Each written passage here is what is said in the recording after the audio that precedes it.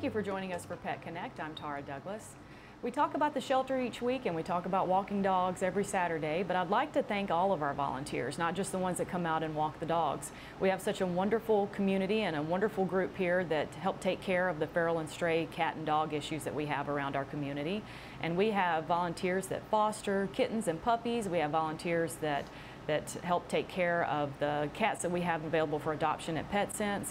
We have people that are regularly volunteering to drive dogs and cats to vet visits and so many other things. So thank you to everybody that helps. And right now we are especially in need of fosters. We are getting calls at the shelter and calls at the Feral Dogs of Avondale Mill every day with people with kittens and puppies and needing help.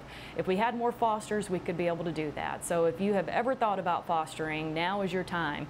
And so please contact us. You contact Feral Dogs of Avondale, and you can find us on Facebook and message us, or you can certainly send an email to the Feral Dogs of Avondale Mill at gmail.com and just let us know that you're interested. The Feral Dogs of Avondale provide all of the supplies. So as long as you've got a space and you've got the time, then we've got everything else for you. And so please let us know if you're interested. And our pet of the week this week is actually a kitten that's been in foster. I think I've had dogs for so many weeks now that it's nice to see a kitten there that's the pet of the week.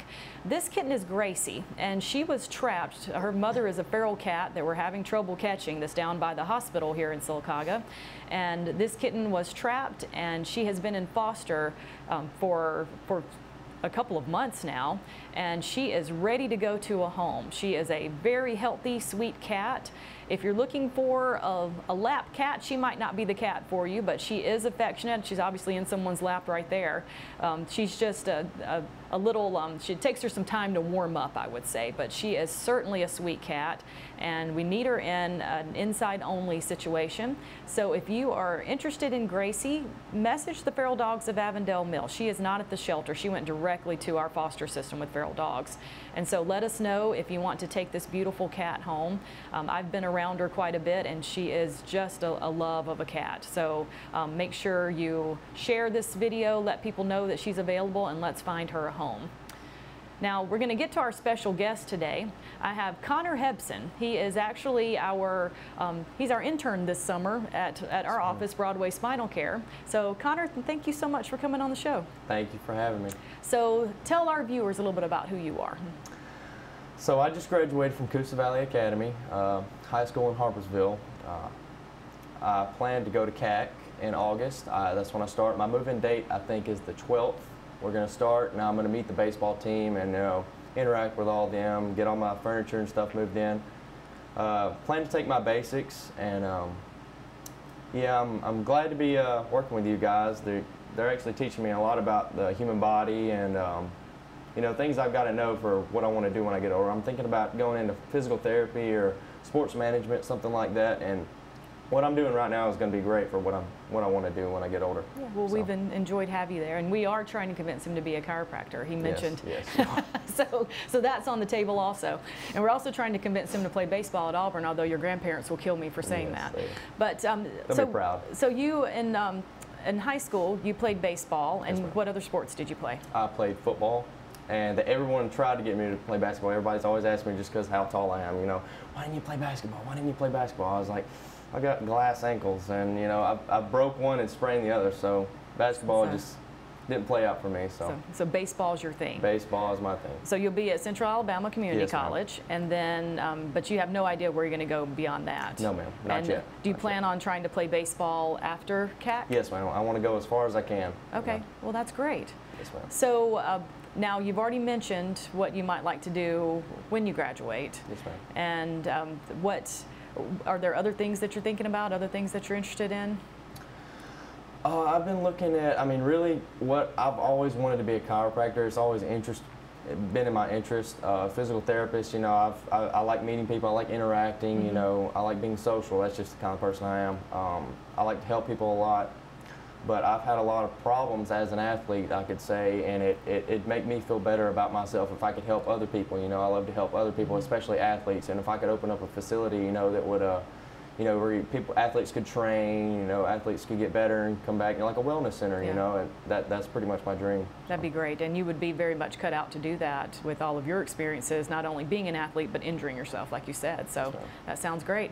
Now, you've got pets, so we're on Pet Connect, so you have a couple of interesting stories about the pets that you have. So there's Charlie, correct? Yes, that is Charlie. So tell us how you got Charlie. So actually, both of our pets are rescue pets. We got Charlie when I was 5 years old, okay? So me and Mom were sitting out, I want to say it was September, and it gets a little sad here, but an old truck came by and actually dumped her out of the window on our street, and she just came trotting along, just the cutest little lab you'd ever seen, a little puppy. I want to say she was probably 3 or 4 weeks old, and she came right up to us, started petting her, and I want to say I fed her a can of Vienna sausages I was eating on the steps. I fed her 1 or 2 Vienna sausages, and we were hooked since then. And you know, she's the sweetest baby. She wouldn't hurt a soul.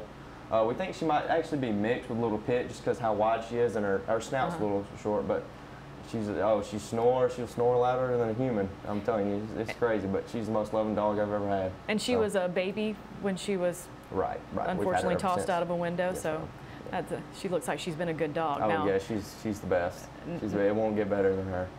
Now you've got a cat also. That's also a rescue story. So there's your mom with the cat. Yeah, mom might be mad at me for putting her on TV. I'll have to apologize to her. But yes, I'm sorry, Ashley. By the way. Yes, that is Yoda. So an even funnier story. Earlier this year, me and Dad went to go eat at a restaurant, eat at a Mexican restaurant, and we actually came back home in our 2008 Toyota Camry, and we heard a lot of meowing as soon as we pulled in the driveway. We was like, man, it sounds like there's a cat in the car. And we got out and looked under the car, looked in the hood, and we couldn't hear it, we couldn't find nothing. And so we finally opened the hood and looked at the back of the motor, and there was this little cat just hanging on to the back of the motor manifold. I want to say the little plastic piece. See, the hybrids, we have a Camry hybrid. Luckily, all the hot stuff is in the front and not the back. Okay. You know, so luckily she survived. She was on the one plastic piece that she couldn't get hurt. She was covered in black stuff, but she was hanging on. I mean, breathing heavy. We got her out, got her some water, and got her some air. Okay. And she's done just fine. We just like, we have to keep her. So. Now, was she a tiny kitten when you found her? She was very tiny. Okay. I mean, I would say maybe 3 weeks old, just a little baby. Okay. But we tried to figure out a name for her, and I said I wanted to call her Yoda after Toyota. I mean, it was just a funny name. Everybody says it's a pretty dumb name, but I think it suits her. And she is wild. She can run. I mean, she's lightning fast. You'll come up to pet her, and she'll dip her shoulders, and she'll just take off. So how does she and Charlie get along? Oh, they love each other. I actually have a couple videos I wish I would have got to put up. They'll snuggle with each other. Yoda messes with her sometimes. She'll play with her ears and stuff and run when Charlie tries to play with her. Yeah, she's a little devil sometimes, but they'll cuddle up at night. They'll snore together, so they're a cute couple. Yeah, it's interesting to watch when you have dogs and cats that are living together and grow up together, how they just mess with each other, but they curl right up and love each other all the time. Exactly. See, my parents were scared. They were scared Charlie wasn't going to like her. Yeah. Because Charlie's usually scared of cats, but she's so sweet. She would never hurt an animal. But they got run along and Charlie's never had another friend around the house. So I think Charlie really adapted well. And that's amazing that she survived like that in the car. Yeah, and we hear stories like that. We actually have someone here in town that drove all the way to Birmingham, and the cat had jumped in his car here, and he figured out that he heard it once he got there, and knew that the cat had been in his car the whole way going to work. Wow. So as dangerous and scary as that is, I think cats often do jump inside of cars. Right. I don't know how you can prepare yourself to make sure that's not happening before you drive off, but that's another problem with all of the kittens that are out there right now, because like I was saying, we need help with fostering, and so many people are calling us. With that many kittens out there, things like this happen. You'll have random cats walking around and they jump in places they shouldn't be, and then you find them and have to figure out what to do. So that's very nice of your family to take in Charlie and Yoda. We love them very much. Now we have to talk about, you found a new love in your life, not just baseball, but you played pickleball the other day. Yes, so of course, if he's working for us, then Jonathan's going to have him out on the courts doing something. But tell us what you thought about pickleball. Yes. So pickleball, I've just been introduced to. I've always wanted to play it, just never had the opportunity to. But recently we got out on the courts, had pickleball night. Once it was on a Tuesday. And I called my best friend, his name's Braden, and I was like, hey man, you know, we do everything together, you know, athletic stuff wise. I was like, man, we got to try this out. I mean, we got nothing to lose. So we go out and we start practicing. I mean, it's a lot more complicated than you think it is, and it requires a lot more skill. But I came in with high hopes, and I was not disappointed. I mean, I was hooked from day one. I want to say that night I went on Amazon and bought a paddle. It was probably, this isn't saying much because I don't get out much, but it's probably the most fun thing I've done all summer. I mean, it's crazy how addicting it is. You really don't believe it until you play it. I mean, it's honestly amazing. It's a wonderful game, and it's so much fun to be with all the people, you know, around Sylacauga. It's a small group. You get to socialize and have fun. I mean, it's something great. You got to recommend it to anybody. I mean, I want to get my family out there and all of my friends to play. You know, that's just how fun it was, in my opinion. So. Yeah, and it doesn't matter your skill level exactly. or your age. I mean, Jonathan's had not at all. Really young people all the way to elderly people out there playing, exactly. And then we've got the people that have never played before out there enjoying it, and people that are where they're ready to play some tournaments and things like that. And with that in mind, so it's July 15th, right? There's going to be a pickleball fun day. There we go. There's our flyer right there. So it's July 15th, and it's 10 to 4. It's sponsored by the Parks and Rec, and Heritage South Credit Union is working with the tournament that's coming up. But this fun day is going to be a day where Jonathan's going to be giving free pickleball lessons. He's going to have other people out there helping him, and everybody's going to get out and play and maybe practice some tournaments, because in August, that's when Sylacauga is going to host the actual pickleball tournament. So are you planning on being there for the fun day? Oh, I will be there. I will be there 100%. I can tell you, Connor came in the next day after he played pickleball and asked me if I liked it. And I told him I do love to play pickleball, and he told me that's all he could think about. I'm thinking right. I went home and watched highlights. And you got to talking about age. You know, age is, you know, if you know Randy Clark, if you watch Randy's Corner, you know, Mr. Clark and Jonathan, we challenged them, and to our surprise, it didn't turn out how we thought it was going to. They had some odd years on us, and we got whooped.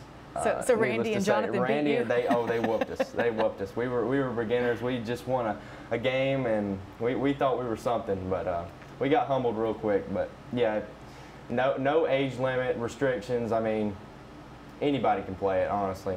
I mean, literally anybody. And don't worry about getting injured either. We have a couple doctors out there too, if you're worried about that aspect.